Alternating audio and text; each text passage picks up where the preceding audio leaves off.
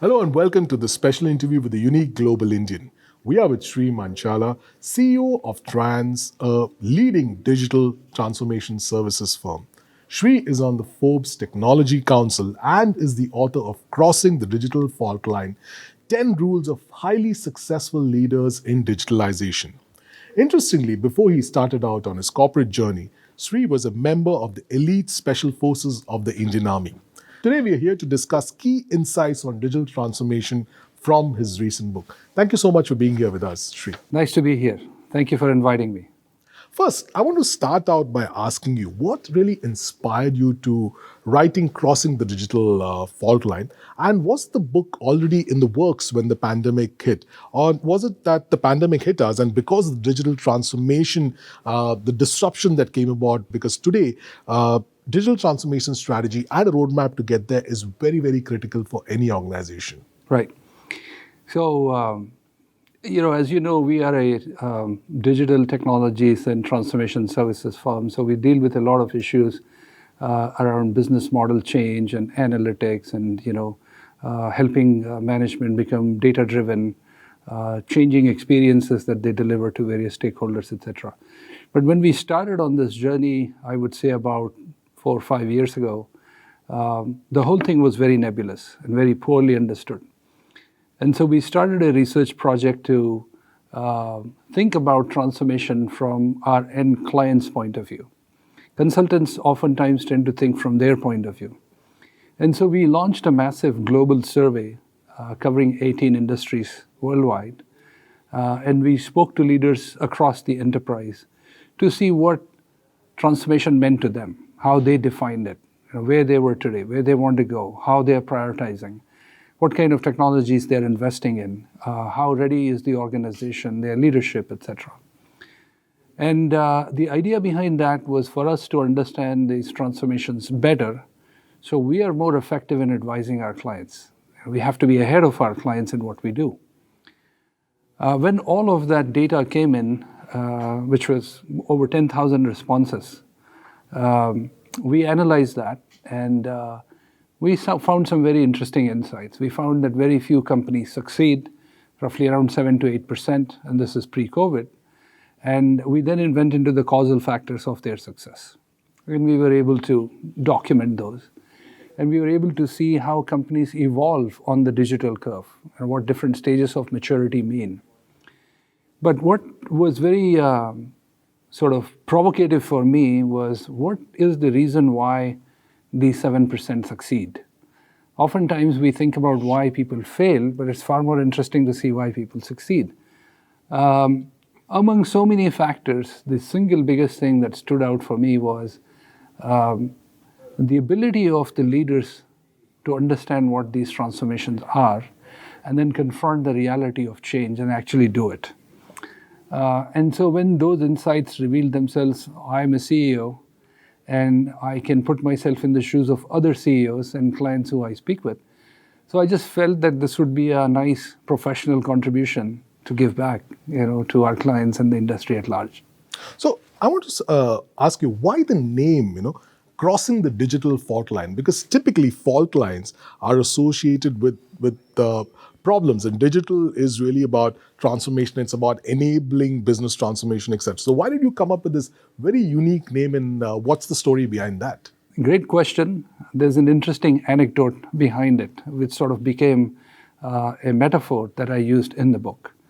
I was in Tokyo in 2011, and that's when this massive earthquake hit a place off of Tokyo called Sendai, and then it had about 200 to 300 minor aftershocks, etc.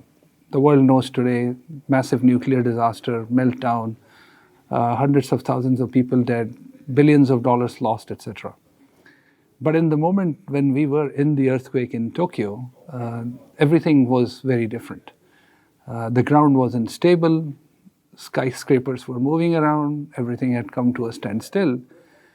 And the metaphor really is that when something of this magnitude takes place, the fundamentals that have been carrying you, the rules of business, organization, people, behaviors, consumers, all of that suddenly changes.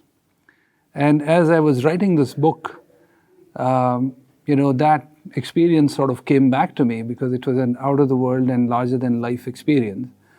That what we are going through from a business perspective is very similar to that earthquake, where most of us are on this side of the fault line or on the fault line. So from there, we transition to the real business meaning behind this, which is there are stages of transforming. And today, when you look at most of the companies out there, there's a sense of loss of control, lack of predictability, volatility in revenue, the processes of the organization not being able to keep up, etc. This is what happens to companies that are on the wrong side of the fault line, right? And so the idea is to first transform just enough that you regain that control, and hence crossing the digital fault line. Beyond that, things become more predictable and better controlled. So, Shri, your book is clearly about leadership. It is not just about digital technologies. But yet today, whenever we speak about digital transformation, and whether it's media, whether it's what we hear from businesses, etc., it's technology that first comes to mind. So why this disconnect really between technology and leadership when perhaps digital transformation should be about leadership? And perhaps you can explain that. Sure, it's a great question. Essentially, the technology side of digital transformation has been hyped up by the tech industry, by consultants, by analysts, etc., almost to a point where leaders think that if I invest in these technologies, we transform.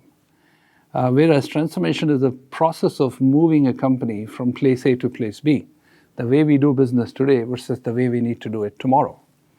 And as we looked at the data from the research that I described to you earlier, it was very evident to us that the single biggest driving factor of companies that transformed successfully was their leaders. Everything else came, after that.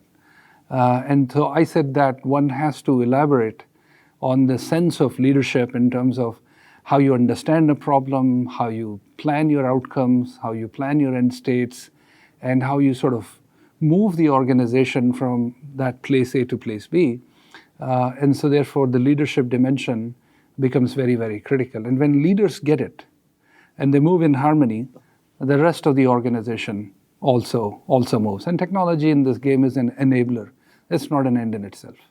So I really wanted to, maybe get you to define digital transformation, because, disruption is a well understood term, and especially today in this COVID pandemic driven environment, I think all of us get disruption, right?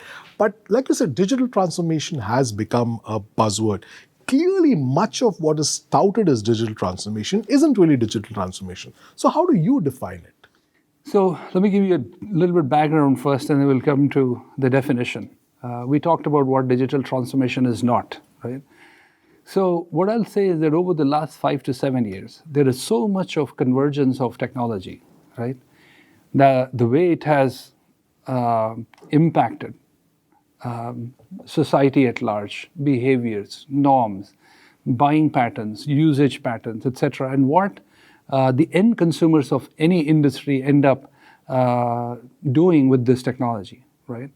Has had a very, very heavy impact on business. Right? There are numerous examples. We have seen what has happened in retail.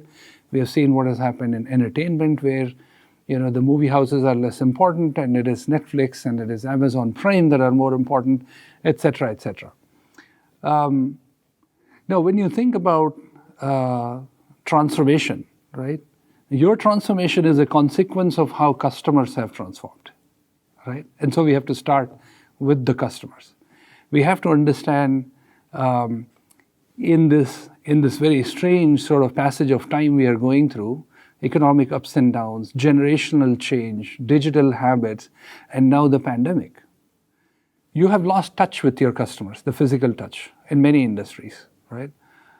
Their preferences, right? How they allocate their wallet, how they buy, how they evaluate, how they use, how they upgrade, etc., has gone through a transformation. And so the way we define digital transformation at Trianz in one sentence is digital transformation is the process of reimagining a company's products, services, and value propositions from the customer's point of view, not the company's point of view. And then delivering really good, endearing digital experiences to all stakeholders. So when leaders think about this one-line definition, the piece parts of this begin to emerge from there. So that is our definition.